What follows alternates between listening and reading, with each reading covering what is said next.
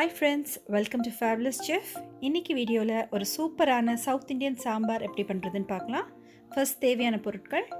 இன்றைக்கி 1 கப் துவரம் பருப்பு எடுத்திருக்கேன். 3 தக்காளி எடுத்துக்கோங்க. அது கூடவே ஒரு துண்டு பெருங்காய கட்டி எடுத்துக்கோங்க.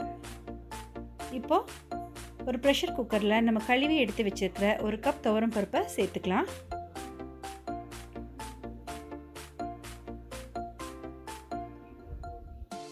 அது கூடவே அந்த 3 பெரிய தக்காளியை சேர்த்துக்கலாம். தக்காளி வெட்ட தேவையில்லை, முழுசாகவே சேர்த்துக்கோங்க.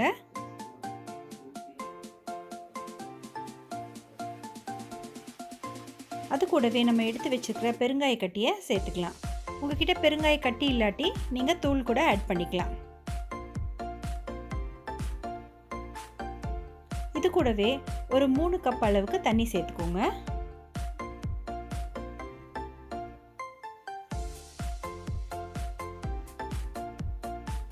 ஒரு டீஸ்பூன் அளவுக்கு மஞ்சத்தூள் சேர்த்துக்கோங்க. மஞ்சத்தூள் ஒரு நல்ல கலர் கொடுக்குங்க சாம்பாருக்கு. இப்போ நம்ம ப்ரெஷர் குக்கரை மூடி வச்சு ஒரு 3 விசில் அளவுக்கு வர வரைக்கும் வேகட்டுங்க. மசாலா பொருட்கள் பார்த்துக்கலாம். வர கொத்தமல்லி 6 டேபிள் ஸ்பூன், 1 டீஸ்பூன் கடுகு, 1 டீஸ்பூன் உடைச்சி உளுந்து, 3 டீஸ்பூன் அளவுக்கு ஜீரகம், 1 டீஸ்பூன் மிளகு, 1/4 டீஸ்பூன் வெந்தயம். வெந்தயம் நிறைய போட்டுறாதீங்க, சாம்பார் கசப்பாயிரும். ஒரு 10 வரமிளகாய் எடுத்துக்கோங்க. கொஞ்சம் கருவேப்பிலை எடுத்துக்கோங்க. இப்போது ஒரு வடைசட்டி எடுத்துக்கோங்க. வடைசட்டி நல்லா சூடானதும் 1 டீஸ்பூன் அளவுக்கு எண்ணெய் சேர்த்துக்கோங்க. அது கூட நம்ம எடுத்து வச்சுருக்கிற வர கொத்தமல்லியை முதல்ல சேர்த்துக்கோங்க. ஒரு 6 டேபிள் ஸ்பூன் அளவுக்கு வர கொத்தமல்லியை சேர்த்து நல்லா வாசம் வர வரைக்கும் வணக்கிக்கோங்க.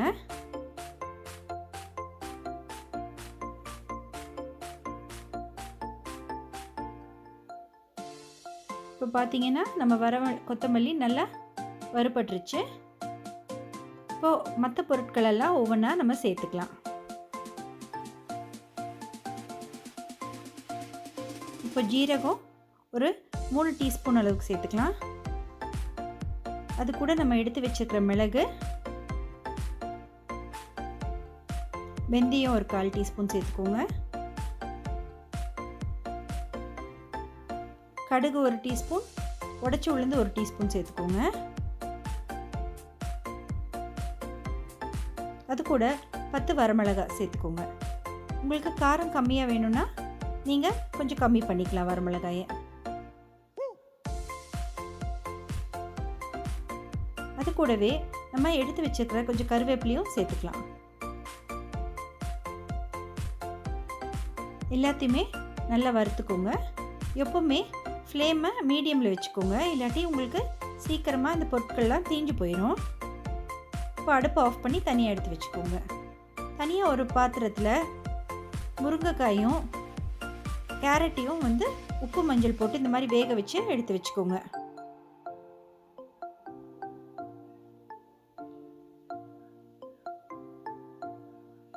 இப்போது ஒரு மிக்சர் ஜார் எடுத்து நம்ம வறுத்து எடுத்து வச்சுருக்கிற அந்த மசாலா பொருட்கள் எல்லாம் நல்லா நைஸாக அரைச்சிக்கலாம். அது கூடவே ஒரு கையளவு தேங்காய், ஃப்ரெஷ்ஷாக திருவின தேங்காயும் சேர்த்து நல்லா நைஸாக தண்ணி ஊற்றி அரைச்சிக்கலாங்க. இப்போது ஒரு வடைசட்டி எடுத்துக்கோங்க. அதில் ஒரு 2 டேபிள் ஸ்பூன் அளவுக்கு எண்ணெய் சேர்த்துக்கோங்க. அது கூடவே ஒரு 2 டேபிள் ஸ்பூன் அளவுக்கு நெய் சேர்த்துக்கோங்க. இந்த நெய் ஊற்றி நம்ம தாளிக்கிறப்போ இந்த சாம்பாருக்கு ஒரு தனி மணம் தருங்க. 1 டீஸ்பூன் கடுகு சேர்த்துக்கலாம். அது கூடவே 1 டீஸ்பூன் உடைச்சி உளுந்து, 1 டீஸ்பூன் ஜீரகம் சேர்த்து எல்லாத்தையும் நல்லா வணக்கிக்கோங்க.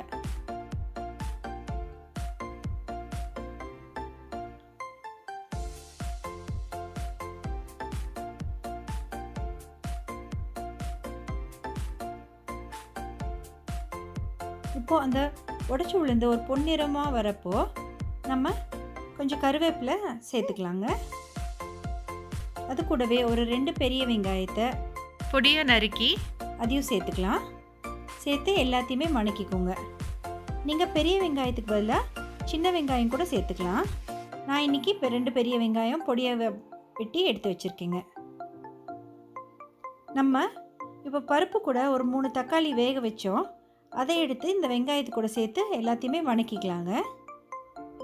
இப்போ பார்த்திங்கன்னா தக்காளி நல்லா வெந்திருக்கு. அந்த 3 தக்காளியுமே எடுத்து நம்ம அந்த வெங்காயத்து கூட சேர்த்து நல்லா வணக்கிக்கலாம். பார்த்திங்கன்னா நல்லா சாஃப்டாக இருக்குது. அதெல்லாம் இந்த மாதிரி மசிச்சு விட்டுக்கிட்டு நல்லா வணக்கிக்கோங்க.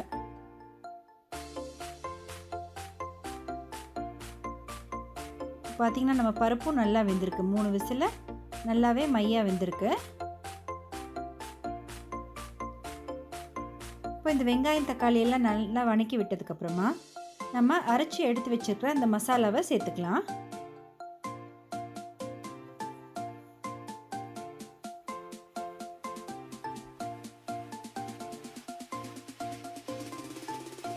இந்த சாம்பார் நான் கொடுத்த மெஷர்மெண்ட்ஸ்லேயே பண்ணி பாருங்கள்.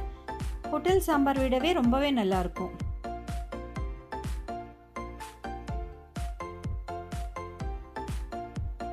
இப்போ நம்ம மசாலாலாம் நல்லா வணங்கிடுச்சு. இப்போது நம்ம வேக வச்சு எடுத்து வச்சுருக்கிற அந்த துவரம் பருப்பை இதில் சேர்த்துக்கலாங்க.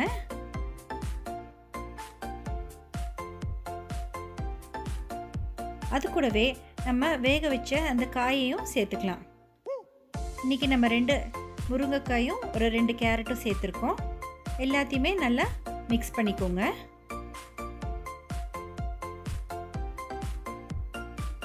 இந்த ஸ்டேஜில் நம்ம கொஞ்சம் புளி தண்ணி சேர்த்துக்கலாம். இன்றைக்கி ஒரு நெல்லிக்காய் அளவு புளி எடுத்து கரைச்சி ஊற்றிருக்கேங்க. அது கூட தேவையான அளவு உப்பு சேர்த்துக்கோங்க.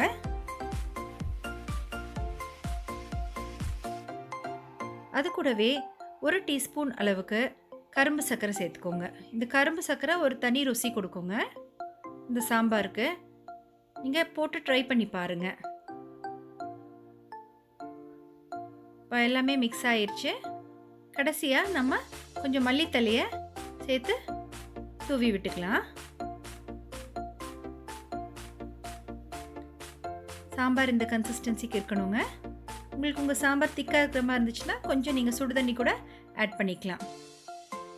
அவ்வளோதான் ஃப்ரெண்ட்ஸ், நம்மளோட சூப்பரான சவுத் இண்டியன் சாம்பார் ரெடி ஆயிடுச்சு. கண்டிப்பாக ட்ரை பண்ணி பாருங்கள். இது இட்லி கூடயும் தோசை கூடயும் ரொம்பவே நல்லாயிருக்கும். லைக் பண்ணுங்கள், கமெண்ட் பண்ணுங்கள், கண்டிப்பாக சப்ஸ்கிரைப் பண்ணுங்கள்.